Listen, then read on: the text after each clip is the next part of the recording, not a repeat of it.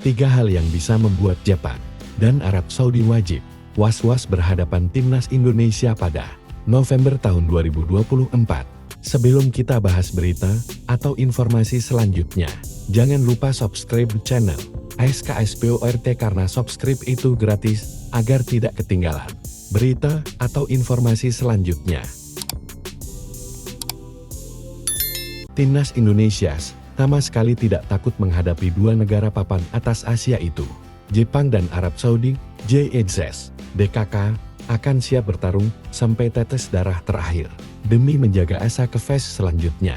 Dan skuad Garuda akan lebih dulu menjamu timnas Jepang pada 15 November di Stadion Utama Gelora Bung Karno, Jakarta, dan 4 hari berselang meladeni timnas Arab Saudi di tempat yang sama pada matchday 5 dan 6 grup C putaran ketiga kualifikasi Piala Dunia 2026 zona Asia nanti. Tak ada pilihan bagi timnas Indonesia selain dan meraih poin. Itu sudah ditegaskan berkali-kali oleh Shin Tae-yong selaku pelatih kepala timnas Indonesia. Secara ranking dan prestasi, Jepang dan Arab Saudi memang sudah jauh melambung di atas Indonesia. Kedua negara tersebut juga sudah bisa atau beberapa kali tampil di putaran final Piala Dunia. Kita harus bisa dan harus mendapatkan poin, kata Shin Tae-yong. Sembari menambahkan kalau dirinya masih terus dan melakukan evaluasi pasca kekalahan 1-2 dari timnas Cina. Persiapan harus lebih baik dari kemarin saat berhadapan dengan Cina yang lalu tandas juru taktik asal Korea Selatan yang sempat mendapat kritik karena mengubah starting 11 kontra Cina, termasuk menunjuk Asnawi Mangkualam sebagai starter dan kapten tim menggantikan JEZ. Jepang dan Arab Saudi wajib was-was timnas Indonesia dengan torehan 3 poin dan harus butuh suntikan angka signifikan agar bisa naik dan beranjak dari posisi kelima klasemen grup C. Saat ini Jepang masih perkasa di puncak dengan 10 poin. Sedangkan Arab Saudi masih di posisi ketiga dengan tabungan 5 poin.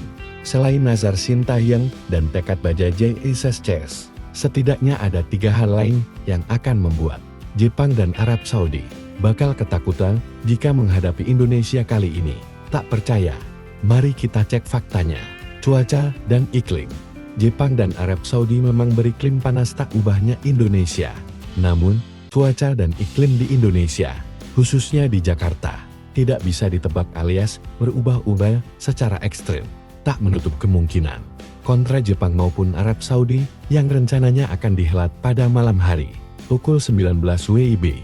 Stadion Utama Gelora Bung Karno, Jakarta bakal diguyur hujan deras. Jika itu terjadi, maka akan sangat menguntungkan bagi pemain Indonesia yang sudah terbiasa bermain di iklim dingin, termasuk hujan. Walaupun turun hujan sangat deras, hujan dengan kesejukannya juga akan lebih dapat memacu semangat ribuan supporter tuan rumah untuk memompa semangat JEZ dan kolega untuk menggebuk Jepang dan Arab Saudi.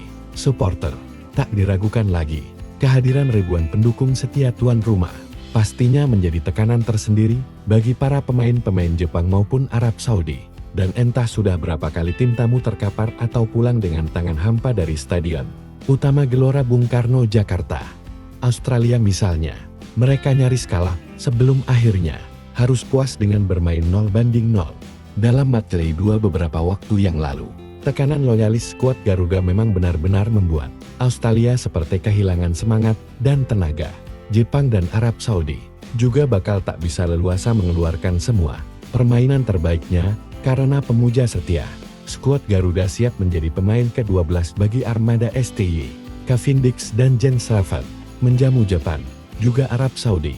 Bisa dipastikan starting 11 timnas Indonesia akan bakal mengalami perubahan.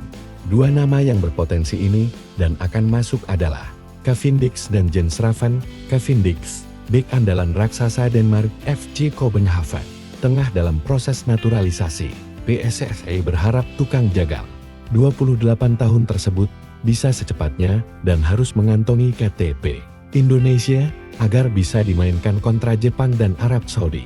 Jens Raven, striker muda timnas Indonesia U20, juga berpeluang pula dipanggil sebagai alternatif di lini depan. Tombak Dordrecht U21, Belanda, itu kini tampil kinclong di ajang Piala AFF U19 tahun 2024. dan kualifikasi Piala Asia U20 2024 lalu. Mengingat dua penyerang andalan STY, Ragnar Oratmangun dan Rafael Struijk, masih kesulitan memburu gol, dan tak ada salahnya jika Jens Raven diberi kesempatan untuk unjuk aksi. Terima kasih yang sudah menonton channel ESK Sport. Jangan lupa like, subscribe, dan share. Jika video ini bermanfaat, jangan lupa tekan tanda lonceng agar tidak ketinggalan informasi atau berita selanjutnya.